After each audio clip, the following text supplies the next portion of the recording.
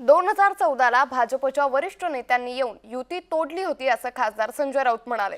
बाबरी मस्जिद पाडल्यानंतर शिवसेनेचं नाव देशभरात मोठं झालं होतं। शिवसेना देशभर निवडणूक लढवेल हे कळताच भाजपचे धाबे दण आणले होते। युती तुटू नये अशी फडणवीसांची इच्छा होती असं राऊतांनी म्हटलंय। आता पुलाखालून बरंच पाणी गेलंय असं देखील खासदार संजय राऊतांनी म्हटलंय। त्यामुळे 2014च्या शिवसेना भाजप युती तुटण्यावरती खासदार संजय राऊतांनी देखील आपली प्रतिक्रिया दिली आहे। 2014ला भाजपच्या वरिष्ठ नेत्यांनी येऊन युती तोडली होती असं आरोप खासदार संजय राऊतांनी केलाय।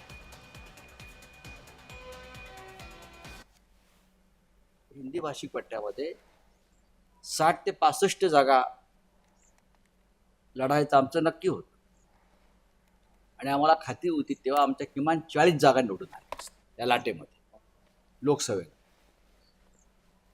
आणि आमची तयारी सुरू असतानाच हे जेव्हा आम्ही जाहीर केलं तेव्हा भारतीय जनता पक्षाचे धाबे दण आणले।